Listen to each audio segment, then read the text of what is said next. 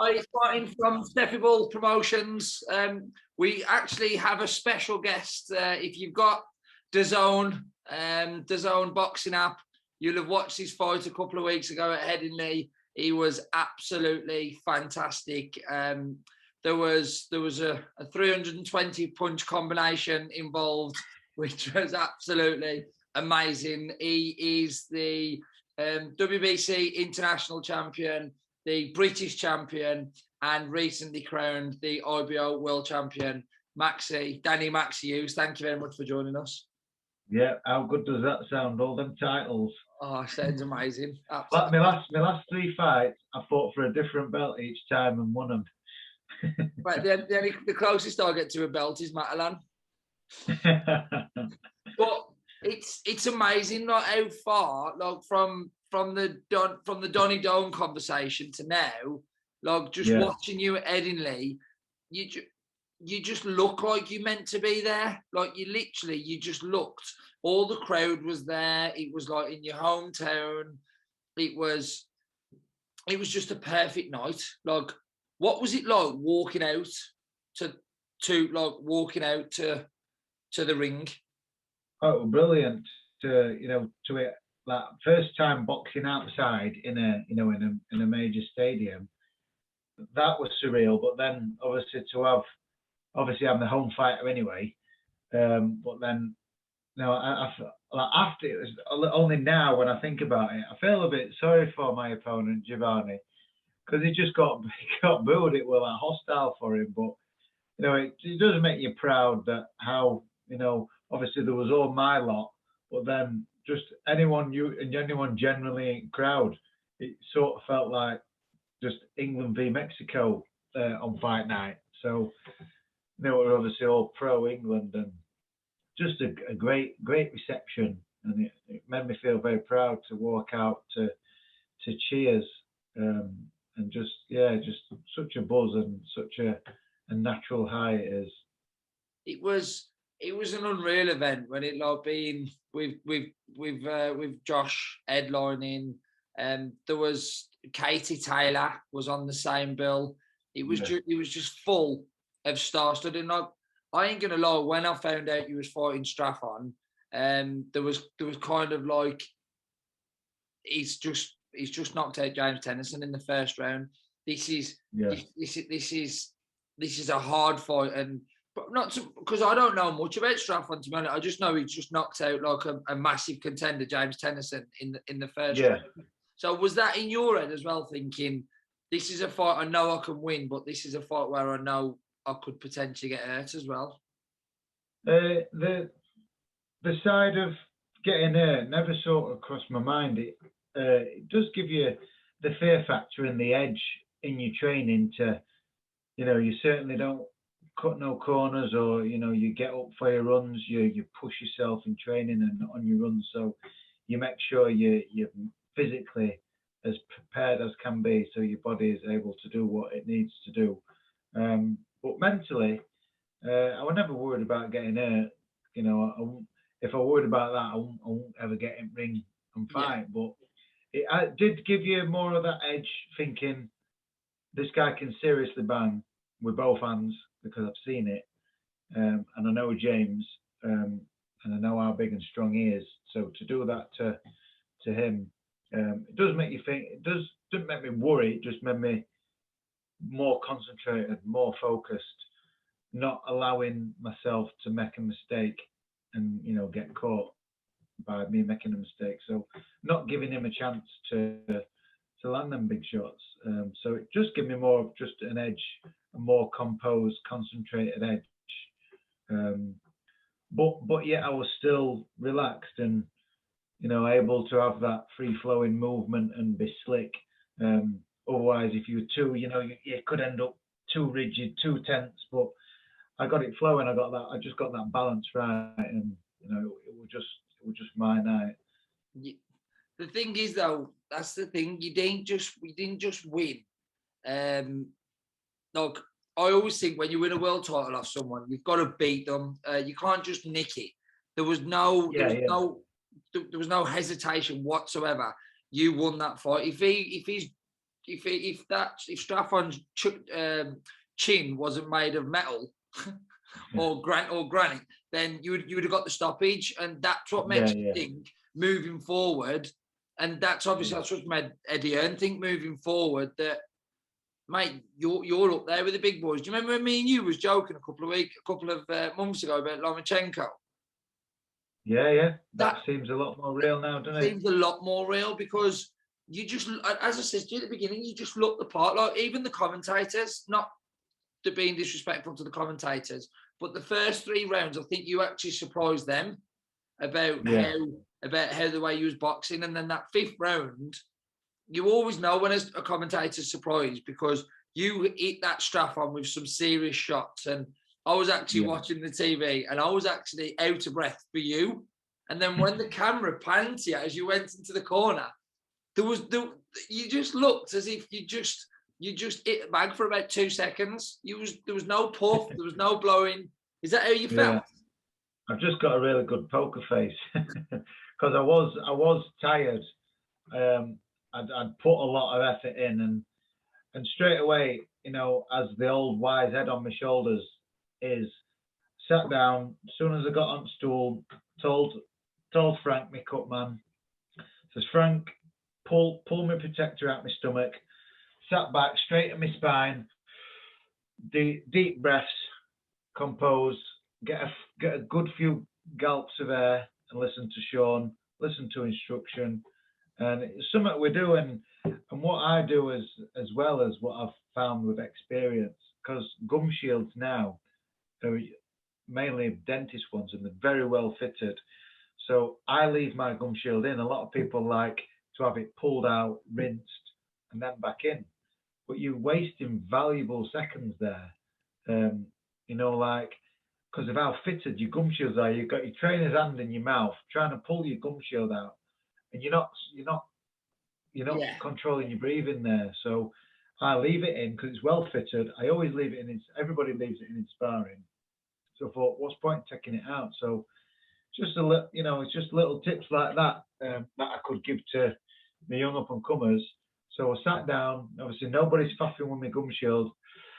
Sit down on my stool, few good deep breaths, and then my heart rate's coming down. And then I can listen to Sean and listen to what he's saying and focus and take it in. While old Frank's got his hand down my pants, pulling me protector out my stomach. So, you know, that's all it was. Use my experience, get my deep breaths, and, you know, my hard work and in training had paid off, because after my minute's rest, I was ready to go again. And, you know, I'd fully recovered from the 320 punch combination I threw in the 5th round, and then what did I was Sean just good say? to go again for another 7 rounds. What did Sean say about that? Well, he didn't say no then. I think he had his composed head on, so he sort of didn't mention it. He just sort of says, get back to your boxing. And it were only after he says, I was shouting my head off. And he says, I shit myself when you threw that combination and put that much effort in. He says, you just needed to take a step back, have a few jabs, set something up, and it probably would have gone. But the occasion, the crowd were loving that, and I just got sucked into it. And, you know, going forward now, I can use it as experience and say, you know, next time I hurt somebody, don't rush it. yeah, throw more punches. Yeah, no, that's bang on. Do you think, I think you just said it, do you think, like, you know, your last couple of fights have been without a crowd?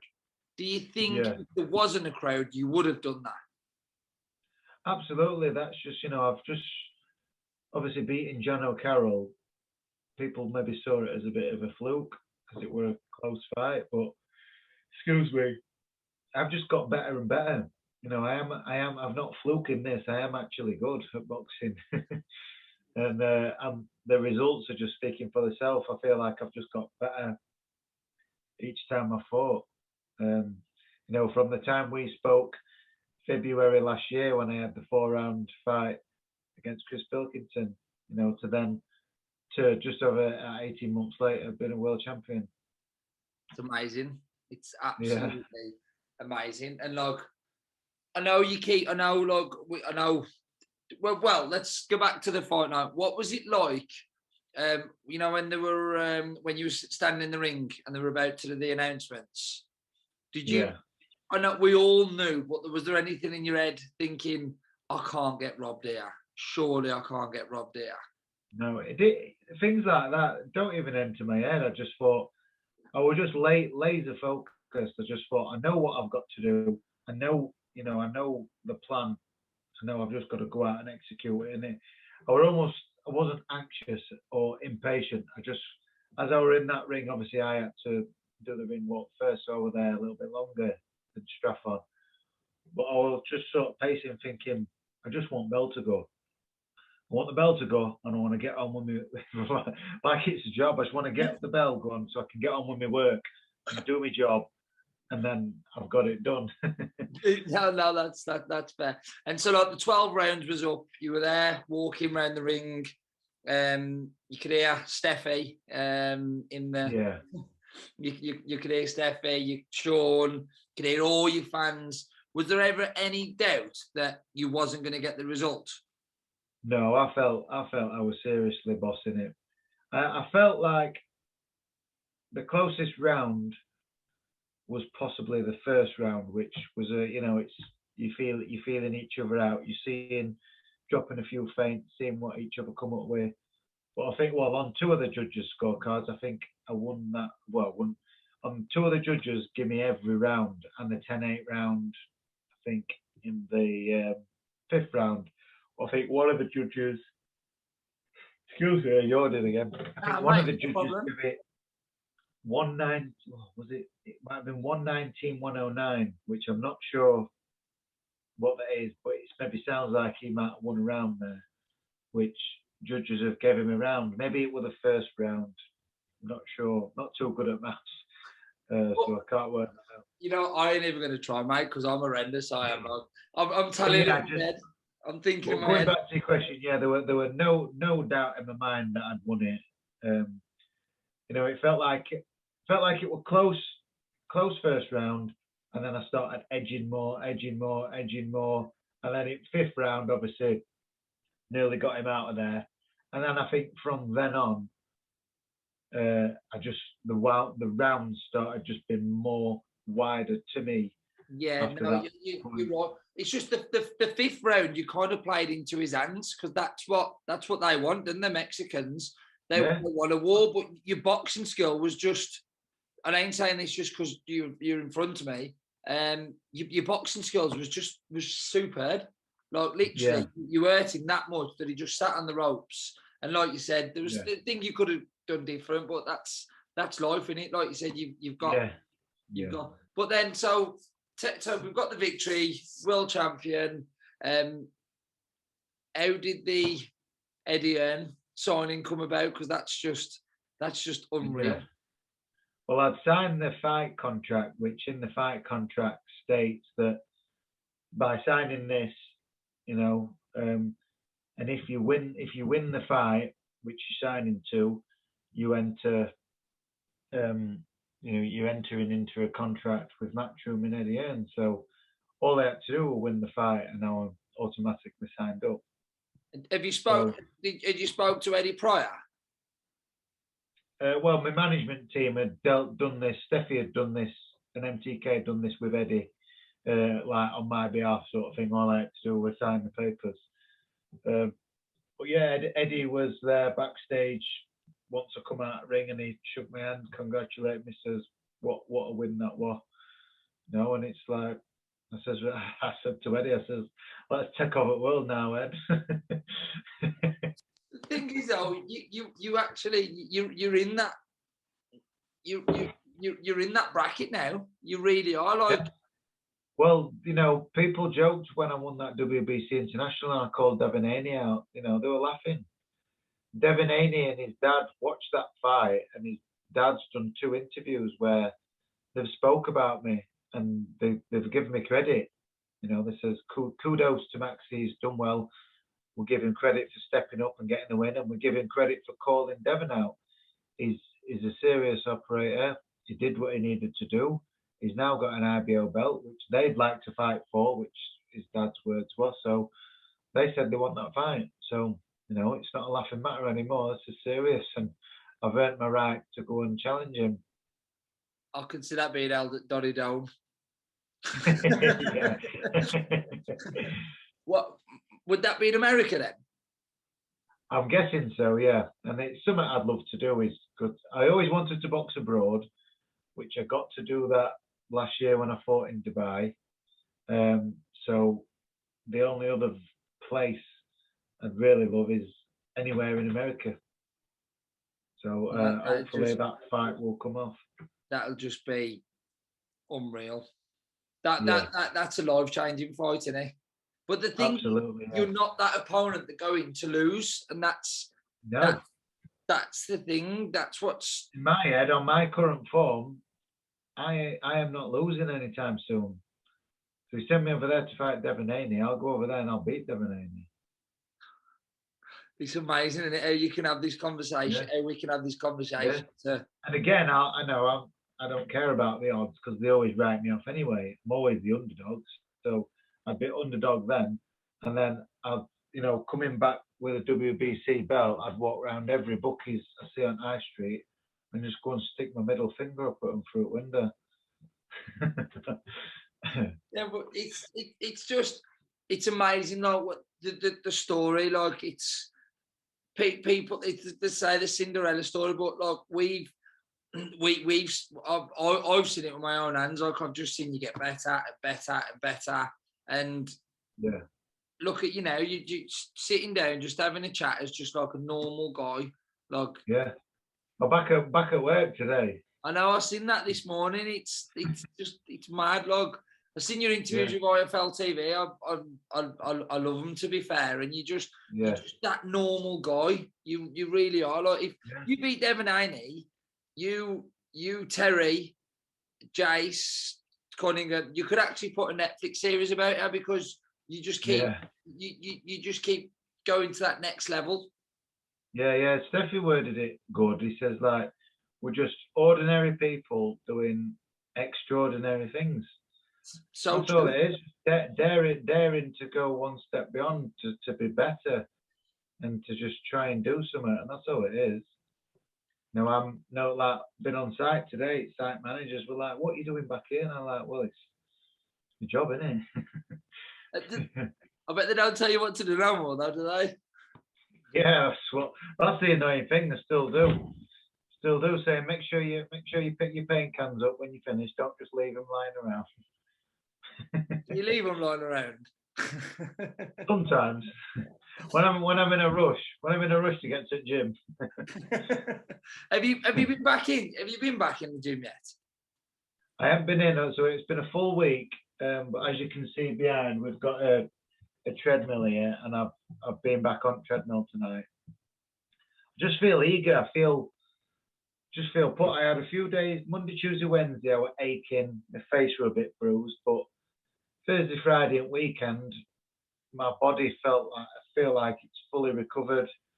My mind feels like it's recovered, but I'm eager now to get better and to keep improving. So I don't want to leave it too long before I do it. I think a week's enough. So Sean will probably tell me to have some more time off from the gym, but that doesn't mean I cannot just keep my running up, do a few sit-ups, press-ups, just keep my body in shape and, to keep it conditioned.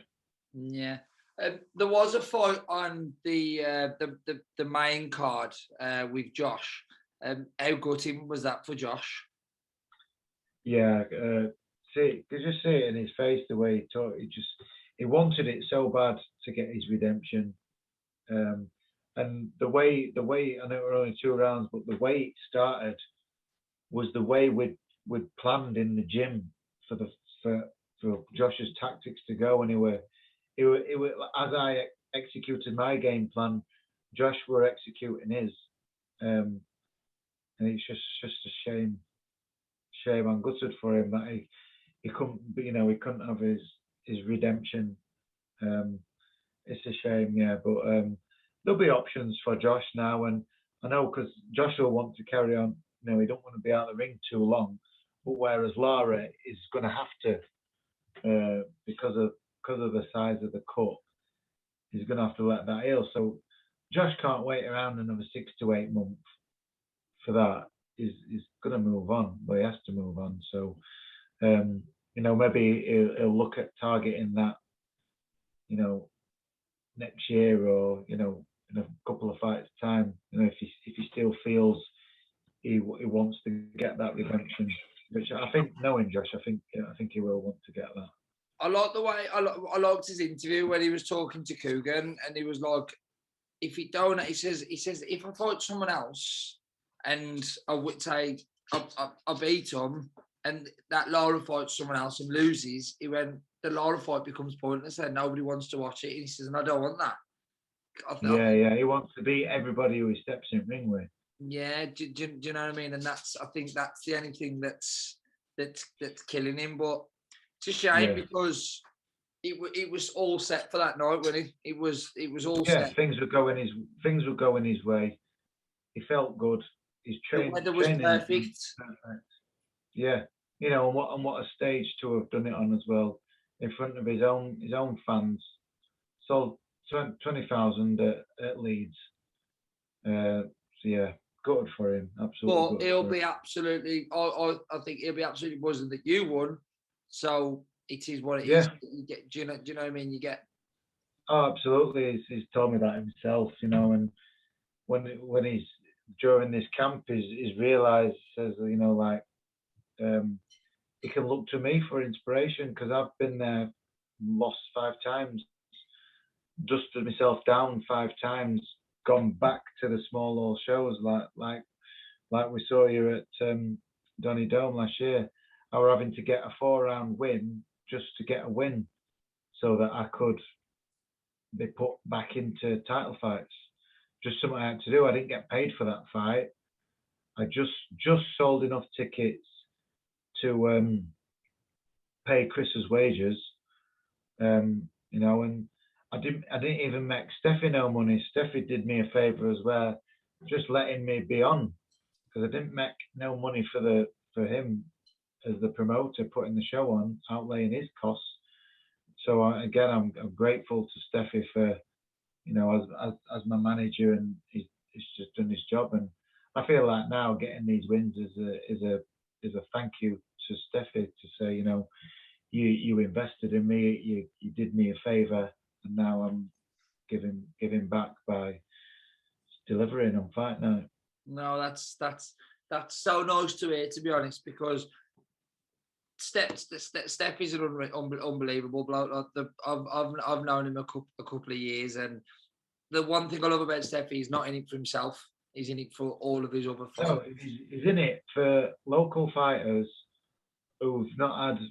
Some of them have. Like I know young Conor Kelsall, he was a brilliant amateur, but for other people who's not had that glittering amateur career, it provides them a platform to build themselves, gain experience, and build themselves up. You know, look how Terry's done it. Terry started out boxing at Dome, and you know, he gave her a platform, and she took it and ran with it, and now look at her. Same with Gav and Jamie and Jace Cunningham. Myself. Well, that was another thing I was going to say. Like he believes, like, even if you lose a couple of fights, like once you fight for Steffi and once you're part of Steffi's camp, you're Steffi's friend, and literally he'll give you opportunities as much as he will always do his best for you. Yeah, he'll always do his best. So there you go, Steffi. There's your little 5 minutes of fame.